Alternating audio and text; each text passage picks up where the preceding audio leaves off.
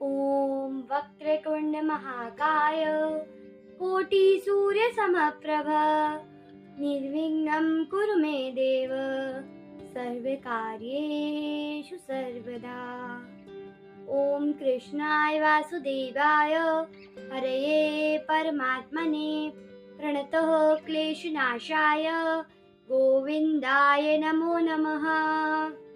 ॐ गुरुर्ब्रह्मा गुरुर्विष्णु गुरुर्देवो महेश्वरः गुरुर्साक्षात् परं ब्रह्मा तस्मै श्री गुरुमे नमः। ॐ त्वमेव माता च पिता त्वमेव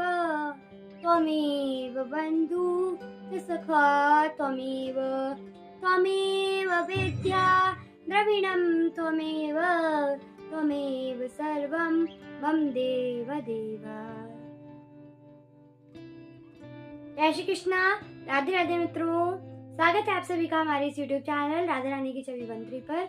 मित्रों, कैसे हैं आप सभी लोग? आशा करती हूँ सभी लोग अच्छे होंगे, स्वस्थ होंगे, सकुशल मंगल होंगे। मित्रों, आज हम प्रारंभ करने जा रहे हैं श्रीमद् भागवत महापुराण के प्रथम स्कंद का चतुर्थ अध्याय, जो कि है महर्षि व्यास का असंतोष। तो चलिए मित्रों, इसको प्रारंभ करते हैं।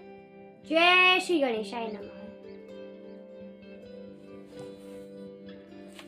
व्यास जी कहते हैं, उस दीर्घकालीन सत्र में सम्मिलित हुए मुनियों में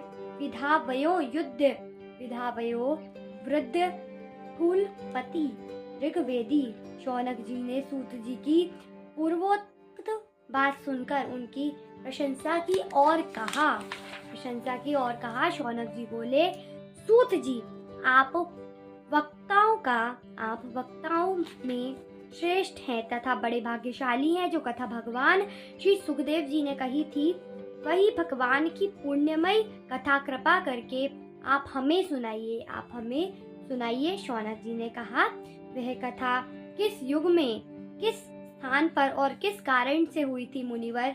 श्री कृष्ण द्वैपायन ने किसकी प्रेरणा से इस परम हंसों की संहिता का निर्माण किया था?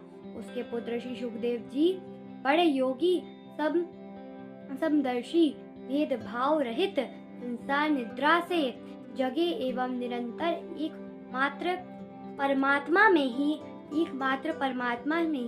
स्थिर रहते हैं। वे छिपे रहने के कारण मूढ़ से प्रतीत होते हैं। व्यास जी जब संन्यास के लिए वन की ओर जाते हुए अपने पुत्र का पीछा कर रहे थे, उस समय जल में स्नान करने वाली स्त्रियों ने नंगे श्री सुखदेव को देखकर तो वस्त्र धारण नहीं किया, परंतु वस्त्र पहने हुए व्यास जी को देखकर लज्जा से कपड़े पहन लिए थे।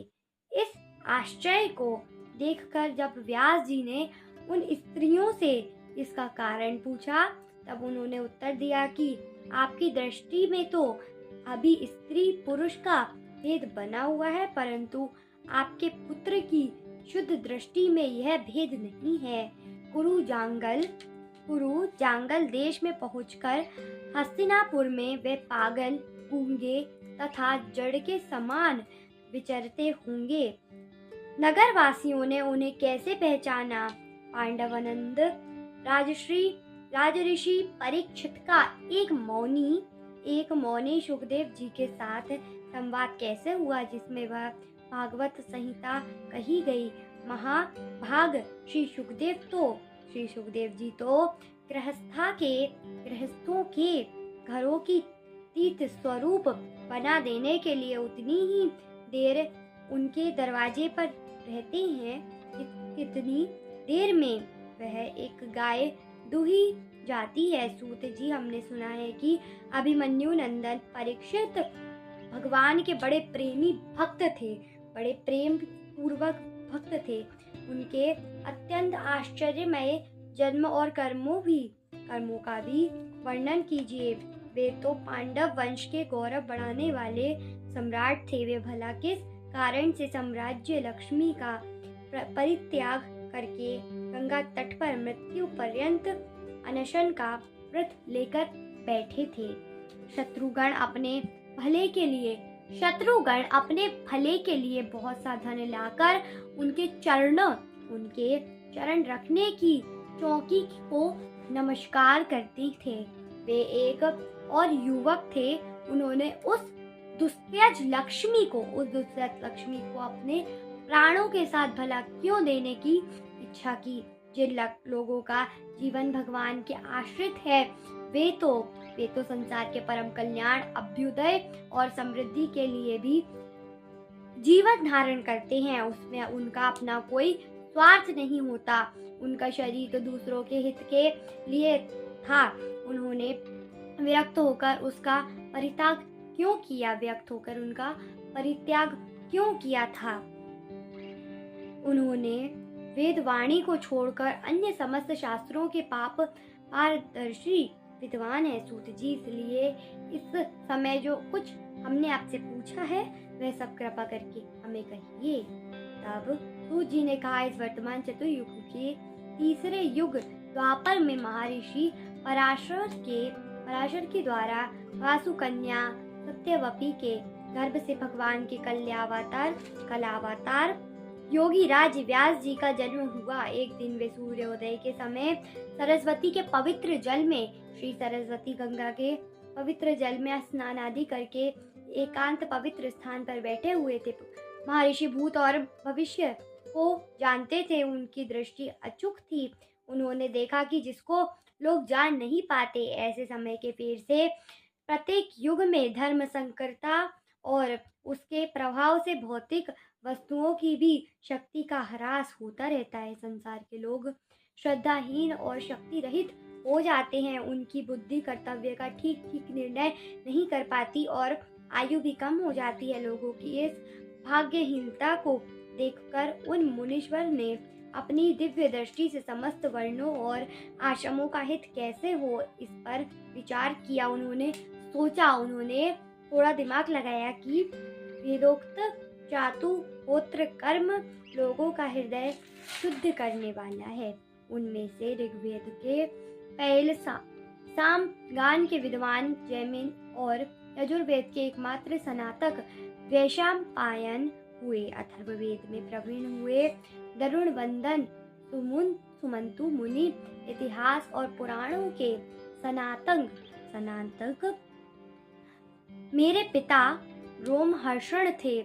इन पूर्वाक्त भागों में विभक्त कर दिया। इस प्रकार शिष्य प्रशिष्य और उनके शिष्यों द्वारा वेदों की बहुत सी शाखाएं बन गईं।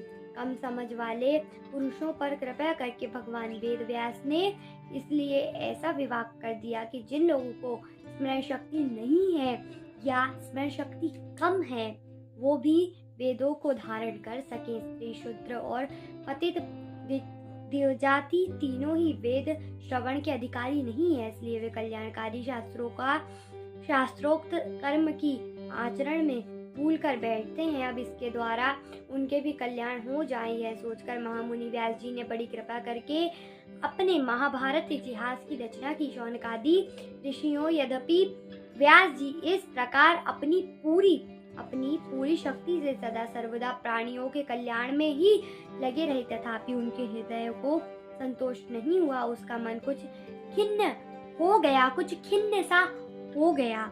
श्री कृष्ण द्वापायन व्यास इस प्रकार अपने को अपूर्ण सा मानकर जब खिन्न हो रहे थे, उसी समय पूर्वोक्त आश्रम पर देवऋषि नारद जी आ पहुँचे। उन्हें आया देख व्यास जी तुरंत खड़े हो गए। उन्होंने देवताओं के द्वारा सम्मानित देवऋषि नारद की विधि पूर्वक पूजन अर्चना की। इति श्रीमद्भागवते महापुराणे परम हंस्याम संहितायां प्रथम स्कंदे नैमिषोपाख्याने चतुर्थ अध्याय समाप्यति। राधे राधे, जय श्री कृष्ण। मित्रों, आपको वीडियो कैसा लगा प्लीज़ कमेंट्स में बताइएगा। यदि अच्छा लगा हो तो प्लीज़ मेरे वीडियो को लाइक करें, शेयर करें और इसी तरह की और भी वीडियोस को देखने के लिए मेरे चैनल राधा रानी की छवि को सब्सक्राइब ज़रूर करें। जय श्री कृष्णा, राधे राधे, धन्यवाद।